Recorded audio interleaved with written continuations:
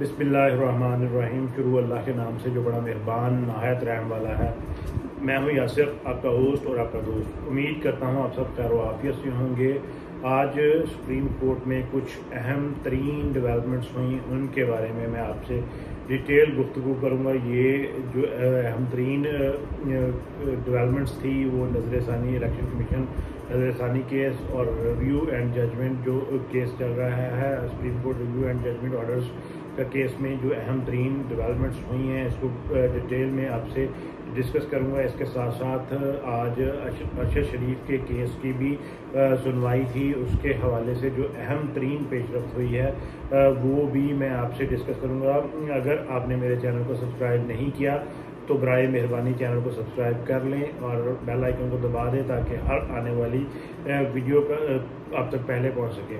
जैसे कि आज इलेक्शन कमीशन नज़र षानी केस पर दोबारा से समाअत हुई और इसके साथ साथ रिव्यू एंड जजमेंट ऑर्डर जो सुप्रीम कोर्ट के हैं उन पर भी जो है वो बाकायदा तौर पर समाअत का आगाज़ आज से कर दिया गया है। इस पर आज समाअत का जो आगाज़ है वो बैरिस्टर अली ज़फ़र ने किया। अली ज़फ़र साहब ने अपना स्टांस में सबसे पहले ये नुक्ता उठाया कि कानून बनने से पहले जो मुकदमात हो चुके हैं उन मुकदमात पर ये कानून लागू नहीं होता। किसी भी ऐसे कानून को रिट्रोस्पेक्टिव जो इफेक्ट है वो नहीं दिया जा सकता। इस पर जस्टिस मुनीब अख्तर ने दिलचस्प अंदाज में जवाब दिया। उन्होंने कहा इस तरह तो इलेक्शन कमीशन की नज़र षानी की ज़ेर इल्तवा जो है वो भी उस पर भी इसका इतलाक नहीं होता। अली ज़फ़र ने कहा जी हाँ, हमारा यही मतलब है। तो इसके बाद जो जस्टिस साहब हैं उन्होंने कहा कि इसका अगर माजी पर अमल दरामद नहीं होता और अगर हम आपकी बात मान लें तो फिर नज़र षानी भी नहीं हो सकती। कैसे मुमकिन है ये कानून जो है वो पिछले फैसलों पर लागू नहीं होगा। और इस पर जो उमर अता बंदयाल साहब हैं उनका भी एक अहम रिमार्क्स आए। उन्होंने कहा कि माजी के फैसलों में दानिशमंदी है जो कानूनी अमल का हतमी बनाने की बात कर रहे हैं।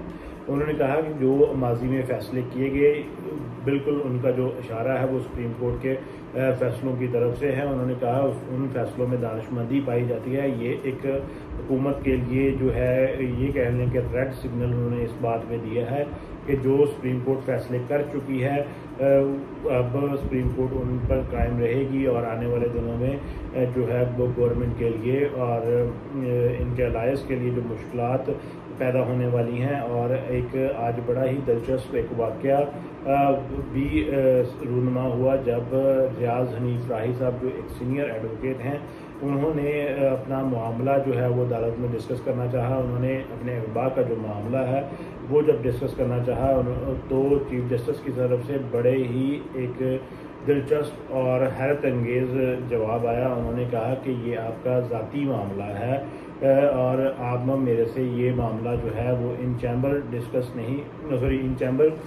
डिस्कस करें। तो इस बात पर बड़ा ही एक हैरत अंगेज़ जो है उन लोगों पर हैरत तारी हुई कि चीफ जस्टिस साहब ये कह रहे हैं कि ये आपका ज़ाती मामला है। एक शख्स को किस तरह से अगवा कर लिया गया, उसके राइट्स को सल्ब किया गया और इस पर जो है हमारी अदलिया कह रही है कि आपका ये ज़ाती मामला, ये किसी का ज़ाती मामला नहीं, ये कौम का मामला है, ये मुल्क का मामला है और इस पर अदलिया को अपना किरदार अदा करना होगा। और ये बड़ी ही एक हैरत अंगेज़ तौर पर ये बात सामने आई जब चीफ जस्टिस साहब की तरफ से ये बयान दिया गया। और इसके बाद इसमें जो जो अब कल से इस केस पर मज़ीद जो है वो गुफ्तगू होगी। अब कल के लिए अदालत ने जो कहा है वो उन्होंने कहा है कि अब अटॉर्नी जनरल का मौक़िफ़ सुनेंगे। आज जो बैरिस्टर अली ज़फ़र थे उन्होंने अपने दलाइल मुकम्मल कर लिए और कल जो है वो अटॉर्नी जनरल रिमार्क्स देंगे। उसके बाद हो सकता है कि इसका जो है हतमी फ़ैसला जो है वो आ जाए और इसमें यही इंदिया दिया जा रहा है कि ये फ़ैसला गवर्नमेंट के ख़िलाफ़ आने वाला है। और इस पर सुप्रीम कोर्ट भी ये बार बार कह रही है कि हम कोई मुनासिब और बेहतर फ़ैसला देंगे। शायद ये कोई जो फ़ैसला है मुफाहमती फ़ैसला आए और इसमें कोई सख्त एक्शन ना लिया जाए, लेकिन ये 1 से 2 दिनों में जो मामलात हैं वो वाज़ेह हो जाएंगे। इसके साथ साथ अरशद शरीफ के केस की भी सुनवाई थी। अरशद शरीफ कत्ल केस की सुनवाई के दौरान उनकी वालदा ने इस्तदा की कि 5 लोगों को शामिल तफ्तीश किया जाए और उन लोगों के इनके नाम नहीं डिस्क्लोज़ किए गए, लेकिन उस पर उनकी जो इस्तदा थी उसको अदालत ने रिजेक्ट कर दिया। और फिर कीनिया और यूएई से पॉलिसी जो बाहमी माहिदों के लिए उन्होंने वक्त मांगा, तो इस इस्तदा को कबूल किया और जो है टाइम दे दिया गया और जुलाई तक इस समाअत को मुलतवी किया गया है। इसका मतलब है ये अभी अरशद शरीफ का जो केस है वो निपटने वाला नहीं है, ये मज़ीद लंबा केस चलेगा और इसमें बज़ाहिरी तौर पर जो है वो इंसाफ होता हुआ दिखाई नहीं देता।